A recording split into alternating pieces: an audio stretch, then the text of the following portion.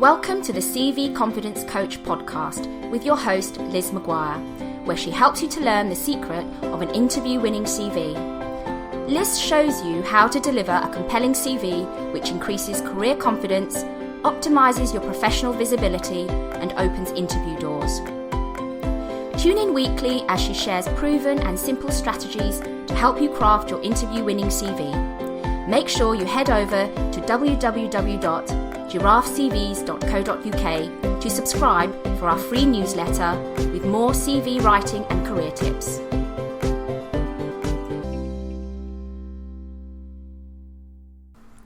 Hello! Hi, how is everyone today?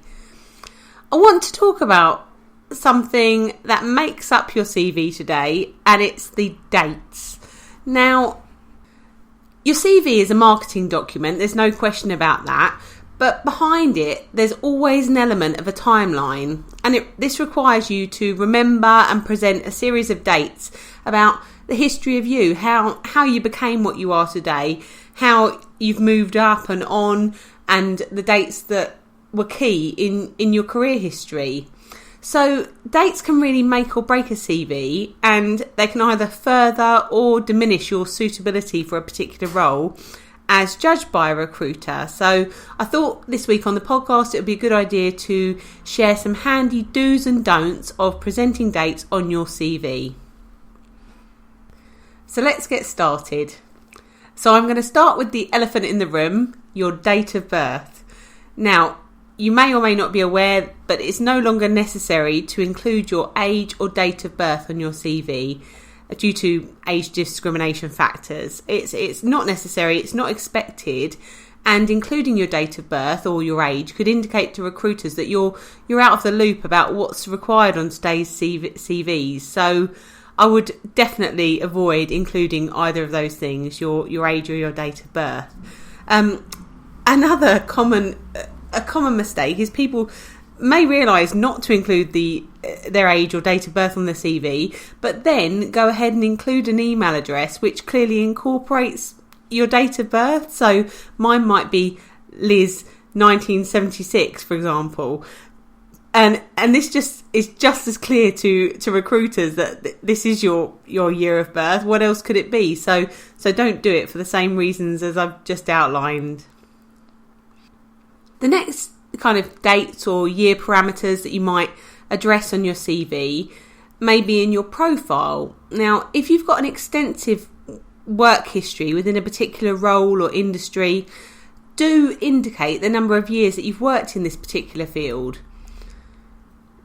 You could say that you've got 7 years experience at C-level, or that you've got over 20 years of learning and development experience. It packs quite a powerful punch, so that's a good place to reference that extensive experience in your profile at the top of your CV. Next up, let's talk about the major section of your CV, your career history or your experience section. Now, there's quite a few do's and don'ts that I'd like to outline about dates on your CV within this section. First of all, don't feel obliged to list your entire career history. You can just outline what you've done for the last 10 to 15 years. That's perfectly acceptable.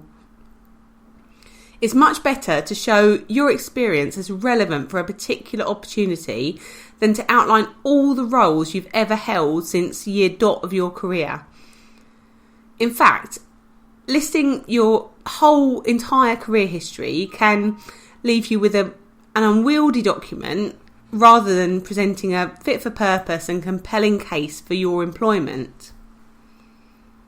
There may be some instances where you feel that you really do want to outline everything you've done, but just make sure it's all relevant to the opportunity at hand. So moving on to a positive, do list your experience in reverse chronological order within each section of your CV, so that your current or most relevant role is presented first. You can still split your experience into relevant experience and other experience, with your most relevant experience for the particular opportunity appearing on page 1 first on your CV, but make sure that within each section you use the reverse chronological format. So for example, if I was a bookkeeper, but I also had some experience in retail sales, I might want to, and I was applying for a bookkeeping role, and my bookkeeping experience had been quite a while back, I may wish to present a relevant experience section on page 1 of my CV outlining my specific bookkeeping experience. And within that section, I'd put the role that I've had most recently within that sphere first, and then older roles underneath. And then the same for my retail sales experience, which perhaps would go in an other experience section. Another do relating to the fact that you don't need to include your entire history is do maintain structure when you're omitting roles off your CV to make sure you're presenting a consistent timeline. So if you're going to omit some of your career history, then make sure it's the oldest roles so that everything since that you're presenting stacks up. It's really important to make sure that the dates in your career history stack up because you want to show a seamless transition from one role to another. But recognising that not every job seeker has this continuous career history, do make sure that you explain any gaps in your career history in a clear and concise way. Using years rather than months and years is a good way to deflect attention from short gaps in employment, though if you have a gap-free career history, I'd personally opt for the month and year approach. If you've got some gaps, just outline them briefly and call a spade and be done with it. Do list the dates consistently throughout your career history. So if you're using months and years, you might write January 2003 - March 2005 as the dates you undertook a particular role, but then make sure you follow this format, full month name in its entirety and the year throughout. You don't need to necessarily state the month as its full name. You could use the first 3 letters of the month name and the year. For example, Jan.2003 to March.2005. And this is my personal preference. Other people, they may use the numericals. So they might say 03-05 or 03-2005 and so on. Don't be tempted to fudge the dates. Now, you might think about tweaking things slightly because it might present a temporary solution to the problem of wanting to present a seamless career history that you don't have, but truly it's just not worth fudging your employment dates. It will come to light and it will come back and bite you on the bum, so don't do it. Do list your current role as the date you started to present. If, for example, you presented your current role as being from October 2003 to January 2015, it might suggest to the person reading it that you've actually completed this period of your employment. If you're not currently employed and you've only recently finished your last employed role, then do indicate the month and year that your employment finished. For example, if you list October 2003 to December 2014, this would clearly show that you've only just finished your last employed role. Whereas if you were to write 2003 to 2014, this would leave the reader in a bit of uncertainty as to whether you finished your role in January 2014 or December 2014. And this could make quite a difference to how you're perceived. Another tip is to if you've achieved career progression within a certain company, then do give the date of a promotion, and this will show career progression.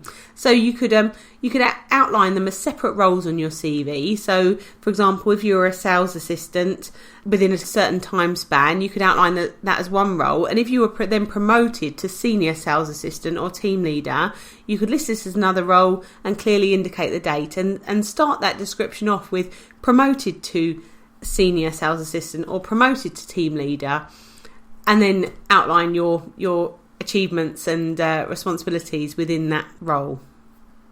One final don't for the career history section of your CV is don't be afraid to group short-term projects and contracts of a similar nature under one date period.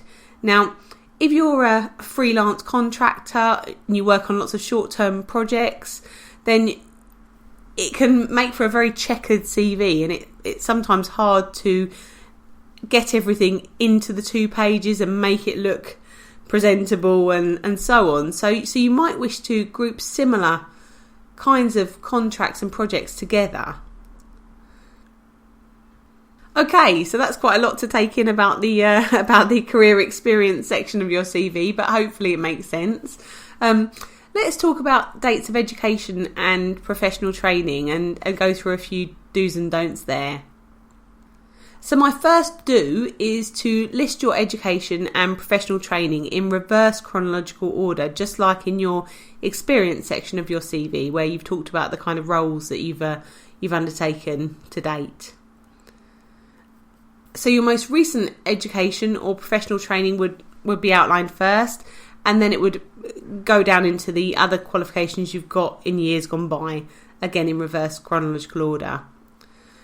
Depending on how many qualifications and courses you're listing and the nature of them, you might actually wish to break this information up into 2 separate sections. So include academic qualifications under one section and professional training that's relevant to your particular career path in another section.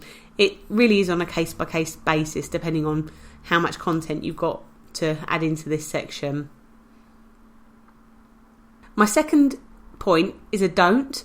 Don't always detail secondary school education. You don't need to. If you're a graduate with several years of experience under your belt, or you've got further tertiary education to list on your CV, for example, a PhD or a master's degree, an MBA and so on, there's no real need to list your A-level or GCSE qualifications. These will have been prerequisite to your university education and par for the course, really. Someone reading it will know if you've got this kind of level of qualification, you'll have had to go through those stepping stones to get there.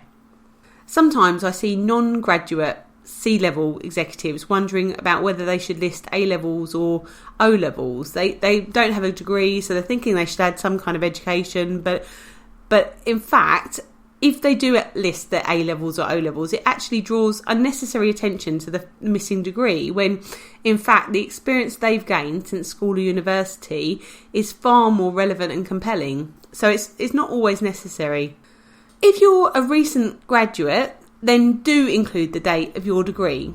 So if you graduated within the last 5 years, then do put your date of your degree, and I just mean the year date here, on your CV. But if you gained your degree 10, 20, 30 years ago, then you can opt to list your degree without the date you acquired it. It's up to you. Another don't include dates for every professional training course you've ever completed.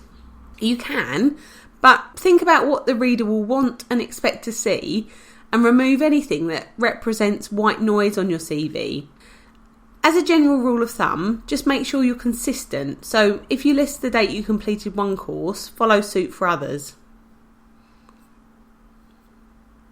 In some cases, it will serve your purpose to list dates for professional training. For example, if you're pursuing a career change and you've done a lot of professional development to facilitate this change, then you might want to show that you've had a focus on acquiring that skills and knowledge within the last 12 months, couple of years. And one final do is do show that your certifications are current.